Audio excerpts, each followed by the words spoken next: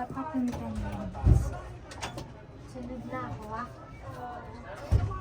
Fagus approximation method. Kulang pala ako ng coach. Sabi mo po.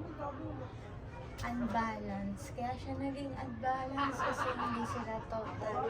Hindi sila same ng total na capacity. Kulang ng yung isang row. So that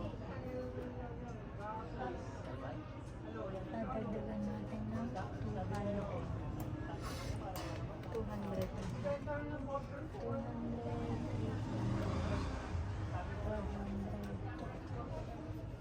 Total of 900.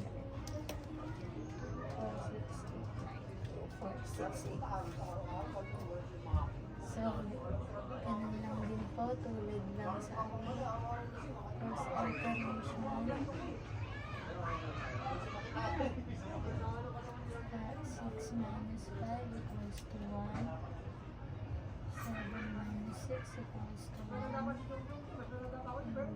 8 minus 4 equals to 4.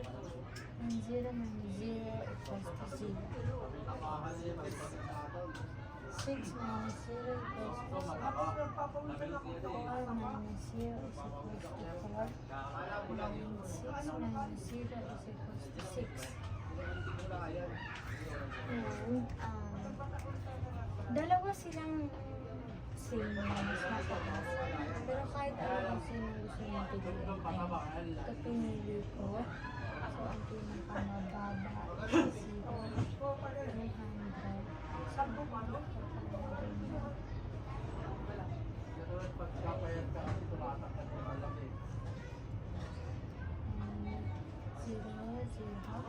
So, set and operation 0, 0 na to. Wala na to. So, ano na to? 7 minus 6 equals to 1. 4 minus 4 equals to 1. 8 minus 6 equals to 2. And then, pinakamataas si 4. So, ang pinakamababa si 4, 200. 0, 0,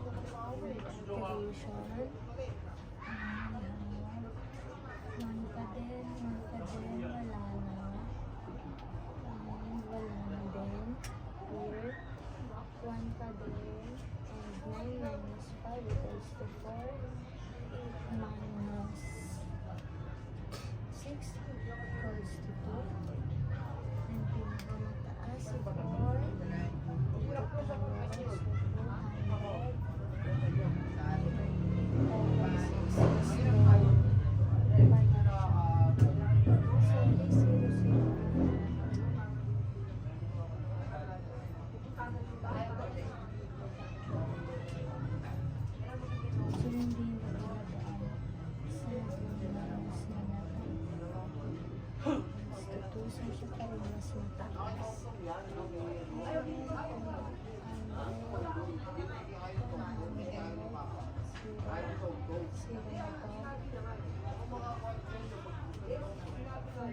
Iteration, wala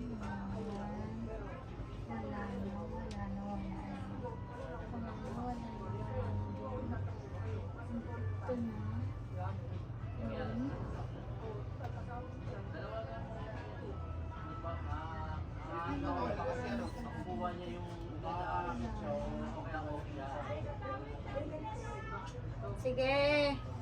7 minus 6 equals to 1. Dito pala tayo.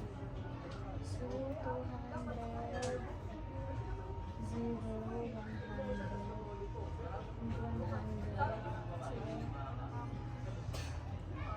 So, mga nakuha natin is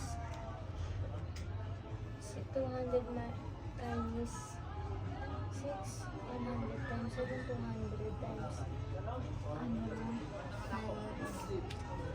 100 times 4, 100 times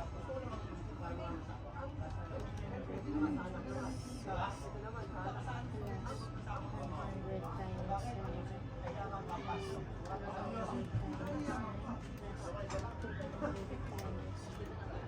The total of 3,000.